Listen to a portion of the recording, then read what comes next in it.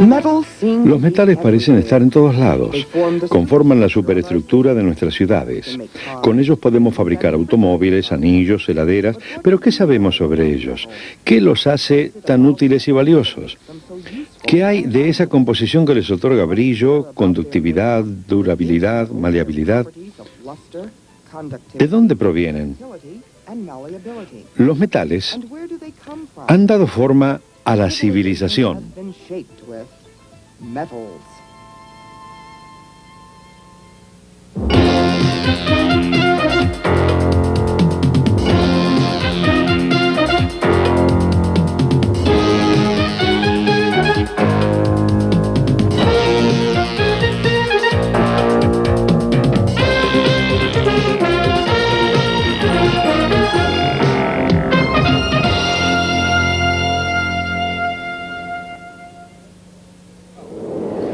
Estoy en el Aeropuerto Internacional Dulles, cerca de Washington. Aquellas terminales que están detrás mío le deben su existencia a los metales. Fueron construidas con aluminio y acero. En estas pistas el acero está en el hormigón armado. En los cables que conducen electricidad en los edificios hay presencia de cobre. También hay metal en mi cuerpo. La hebilla de mi cinturón, mi reloj, el armazón de mis lentes, el cierre, todos son de metal. También tengo un anillo de oro. Y los aeroplanos no son de oro, sin embargo son costosos. Son un maravilloso conjunto alado de metales y mezclas metálicas denominadas aleaciones.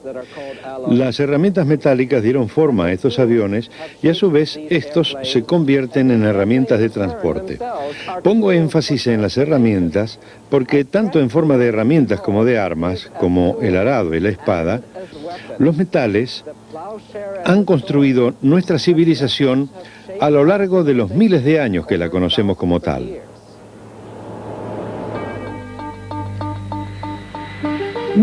Los metales son la base de nuestro mundo material. Están en los edificios, caminos, en los medios de transporte que nos rodean, máquinas de metal que fabrican productos metálicos, que se envuelven en envases de metal, se transportan en barcos de metal y que consumimos a diario. Hasta los alimentos están sellados en metal. Utilizamos metal para generar electricidad y luego transmitirla a todo el país a través de cables metálicos. Con él hacemos coronas y monedas. Por cierto, no es tan sorprendente que hayamos encontrado tantas formas de usar los metales. Casi las 3/4 partes de los elementos químicos son metales. Los que más abundan en la corteza terrestre son el hierro, el aluminio, el calcio, el sodio, el potasio y el magnesio. Parece haber una relación directa entre los metales que utilizamos, la forma en que los usamos y la civilización. La evolución del hombre se marcó con los términos de piedra, bronce y hierro. A medida que nuestras necesidades se volvían más sofisticadas y nuestra habilidad para producir metales avanzaba, las aplicaciones de los metales se hacían más especializadas y diversificadas. Pero, ¿qué hace que los metales sean útiles? Conducen calor y electricidad, son maleables, dúctiles, se les puede dar formas, son sus propiedades físicas. Pero, ¿qué propiedades químicas tienen?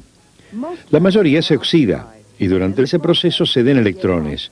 Pero algunos metales son más reactivos que otros, se oxidan con más facilidad. Hoy me siento extravagante. Intentamos quemar este trozo de platino. Encendemos el quemador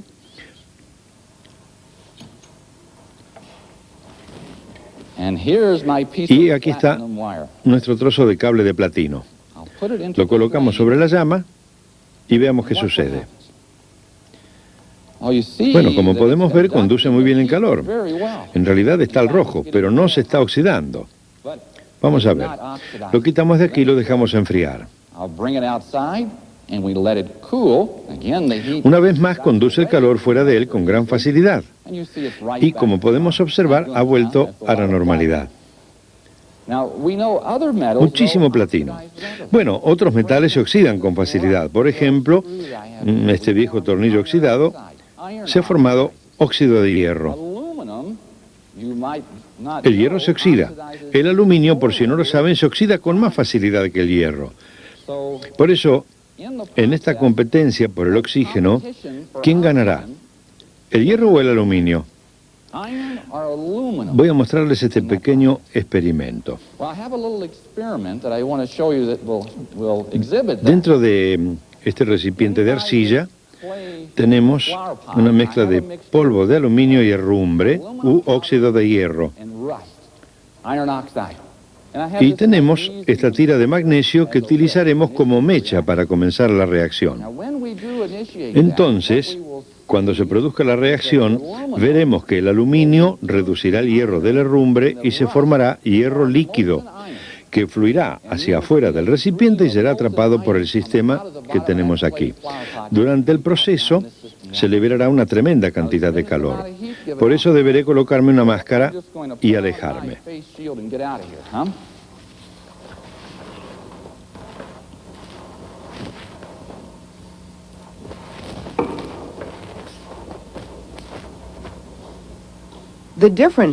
La diferencia de reactividad entre el aluminio y el hierro reside en la diferencia entre las estructuras electrónicas de sus átomos.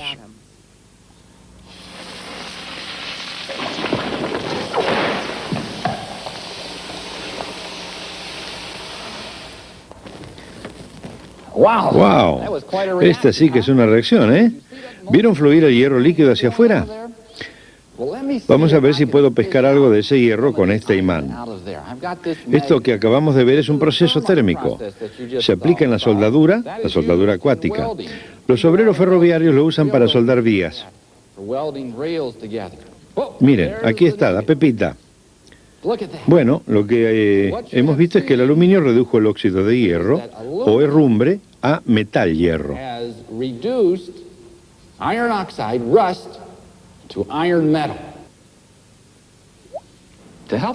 Para comprender las características propias de los metales, tenemos que estudiar su estructura molecular. Imaginemos que estas esferas son átomos de metal. Son de dos colores distintos para que podamos distinguirlos. Los metales son todos del mismo color. ¿Cómo los unimos? Bueno, colocamos las esferas en las ranuras provistas por la capa inferior. Este tipo de unión es lo que llamamos estructura compactada. Todas las esferas encajadas en las ranuras de la capa inferior. Este tipo de estructura es lo que determina el comportamiento de los metales. Los metales son sólidos cristalinos. En la mayoría de los casos poseen una estructura simétrica bastante simple de átomos compactados. Fíjense que la segunda capa está formada por átomos que yacen en las depresiones que hay entre los átomos de la primera capa. En este caso, la tercera capa está insertada exactamente encima de la primera. Cuando se une una gran cantidad de átomos metálicos formando un cristal, se produce un fenómeno interesante. Cuando un electrón de valencia de un átomo siente el campo de fuerza de los átomos vecinos, deja el átomo original y se une al otro por un breve instante. Luego se traslada hacia otro y después hacia otro, y decimos que estos electrones están libres. Tienen la libertad de vagar por todo el cristal. Podemos representar la estructura metálica como una disposición compactada de iones metálicos positivos sumergidos en un mar de electrones. Cuando aplicamos un campo eléctrico externo, los electrones libres se fluyen del lado negativo del campo hacia el positivo. Así es como conducen la corriente eléctrica a través del metal. Esta libertad de moverse que poseen los electrones les permite además conducir el calor y reflejar la luz. Pero, ¿por qué los metales son maleables y dúctiles? La respuesta también está en la estructura metálica. Debido a que los electrones poseen libertad de movimiento, los iones metálicos pueden deslizarse unos sobre otros, como si flotaran sobre un colchón de electrones. La presencia de imperfecciones en la disposición de átomos facilita el deslizamiento.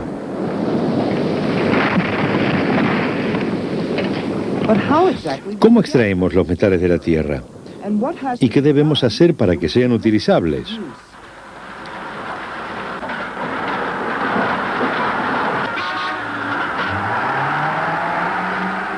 El hierro es uno de los metales más conocidos y útiles del mundo.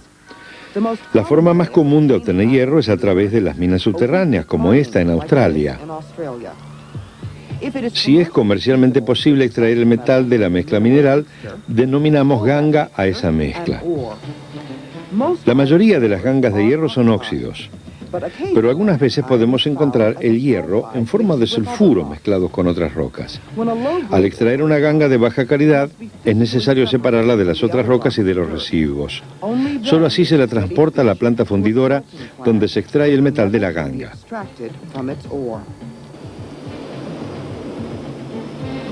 Los diferentes metales provienen de diferentes gangas, pero no solo el calor es suficiente para obtener metales. Entonces, ¿qué más debe hacerse? Debe agregarse un agente reductor. Uno muy común que se utiliza en este tipo de procedimientos es el hidrógeno. Entonces, introducimos un poco de óxido de hierro, hematita, en esta pequeña cuba de combustión. Mientras esperamos que esto funcione, realizamos otro experimento. Tomamos un poco de óxido de aluminio y lo introducimos en la otra cuba. Luego, introducimos estas cubas en este tubo de combustión. Bueno, aquí tenemos hematita. Colocamos la hematita aquí, la empujamos hacia el fondo del tubo con cuidado. Ahí está yendo, ahí va. Bien. Y aquí tenemos el óxido de aluminio. Lo ponemos allí y lo que haremos es inyectar el gas hidrógeno para ver si es posible extraer el metal del óxido. Vamos a ver qué sucede. Lo cerramos e inyectamos hidrógeno de esta fuente a los metales. Los ponemos en marcha. Y ahora que se está inyectando el oxígeno, lo que debemos hacer es entregarle calor. Bueno, quizás nos lleve un poco de tiempo. Por eso empezamos a calentarlo.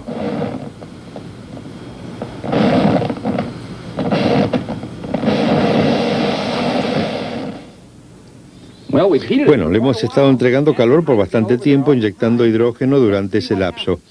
Vamos a ver qué pasó. Esperemos que se haya enfriado. Sí, ya está. Le sacamos la tapa y vemos si podemos sacar las cubas de aquí. Lo primero que vamos a sacar es el óxido de aluminio.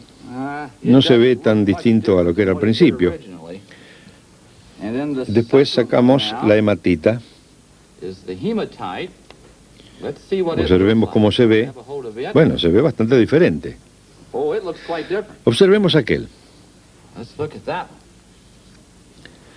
Entonces, lo que podemos hacer es pasar un imán sobre la hematita. Aquí tenemos uno pequeño. Y si en realidad se redujo el hierro, deberíamos ver algo de él. Vean, el imán atrajo al hierro.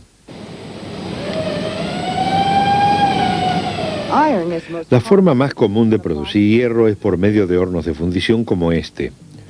Estos hornos son enormes, 30 metros de alto y 10 de ancho en la base. Las gangas de hierro, coque y piedra caliza, carbonato de calcio, se introducen por la parte superior. Luego se inyecta aire caliente a unos 600 grados Celsius. Al quemarse el carbono del coque, la temperatura aumenta aún más. El monóxido de carbono, producido por la combustión del coque, asciende dentro del horno, y tanto este como el carbono reaccionan con los óxidos de hierro, reduciéndolos a hierro metálico. A esta temperatura el hierro se funde y se hunde hacia el fondo del horno.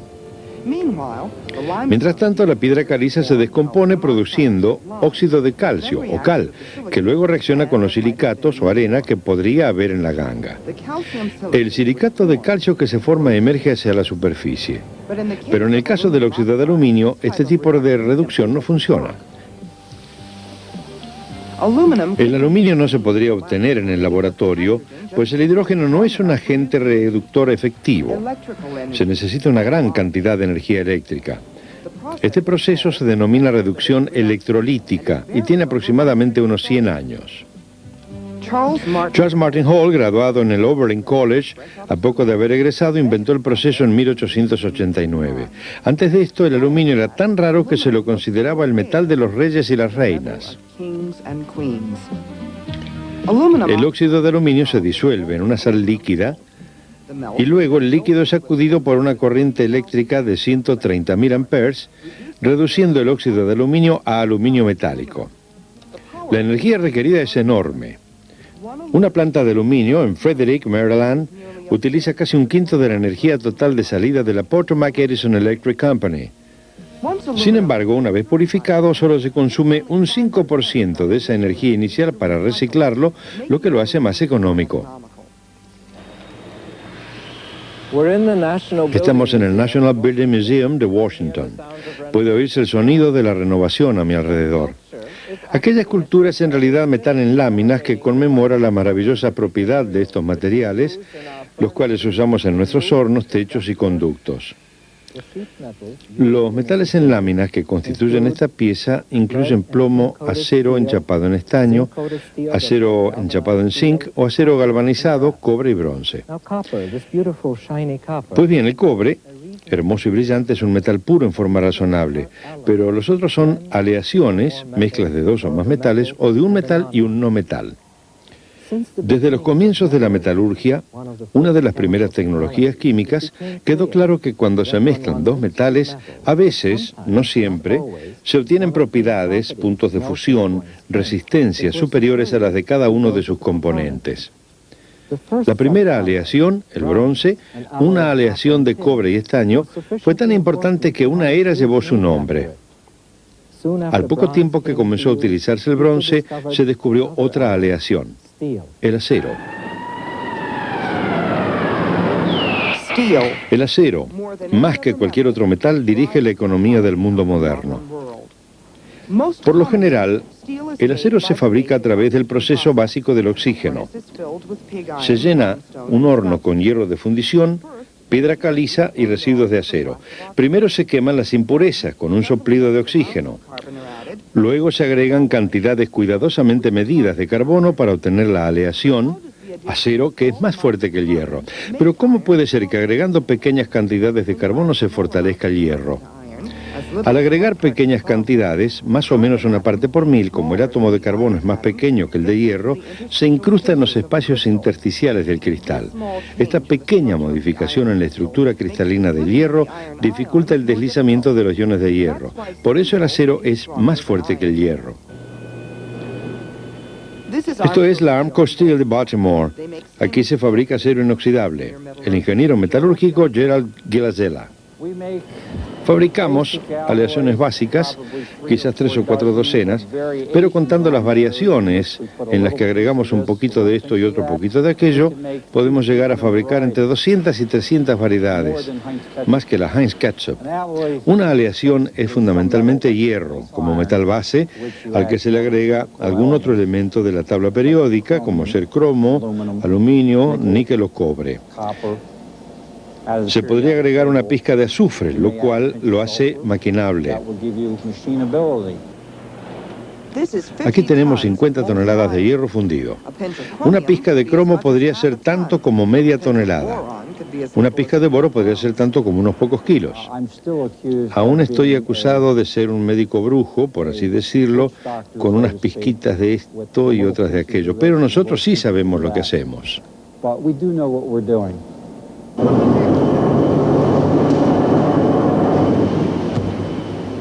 La aleación que se está fabricando aquí se denomina Nitronic 32.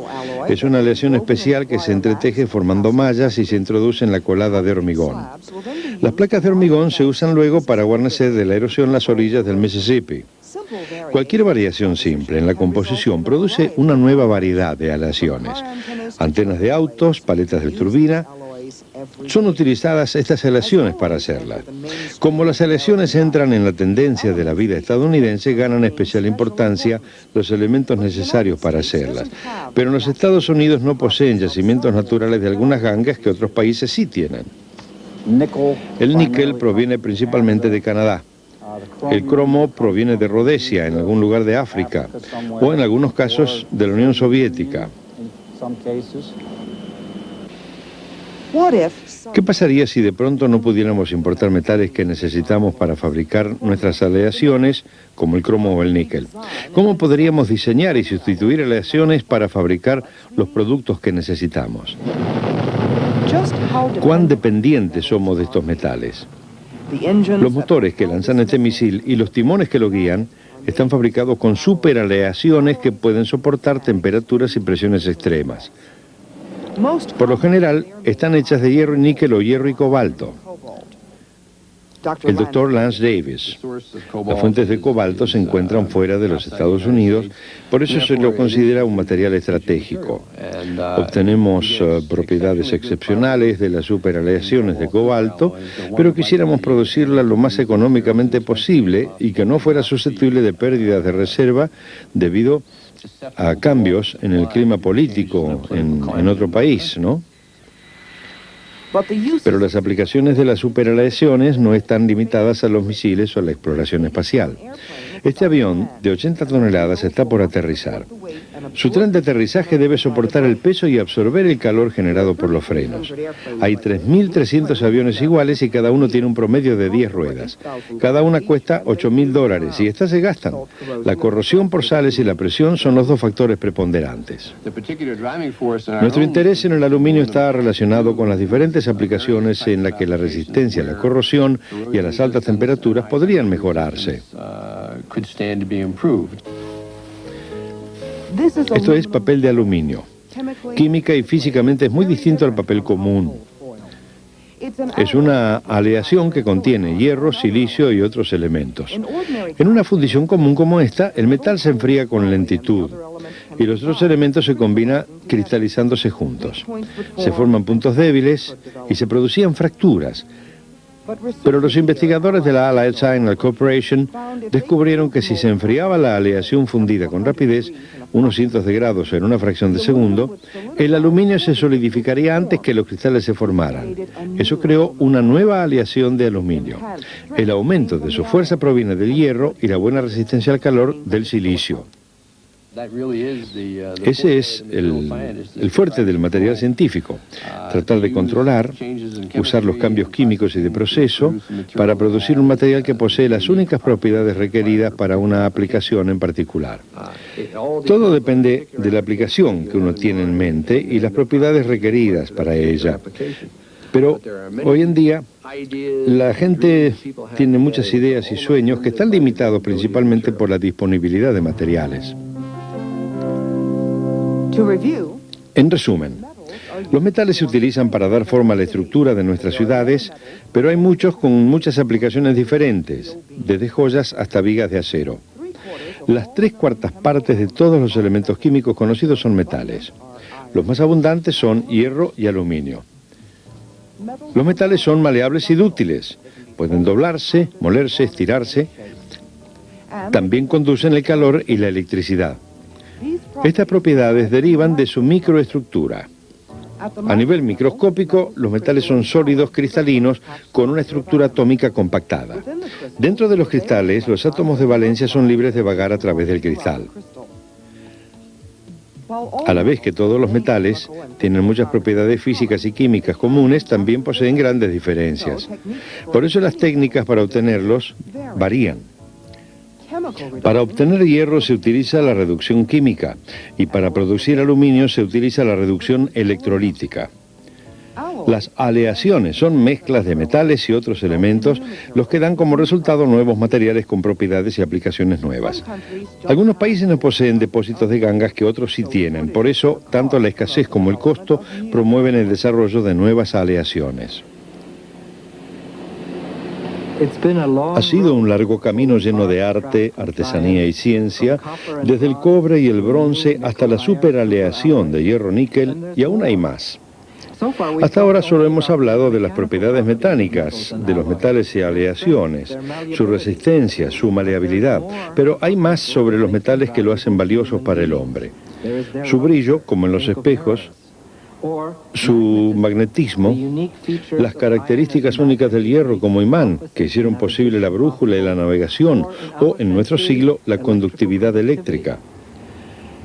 El cobre tiene una conductividad eléctrica extraordinariamente buena.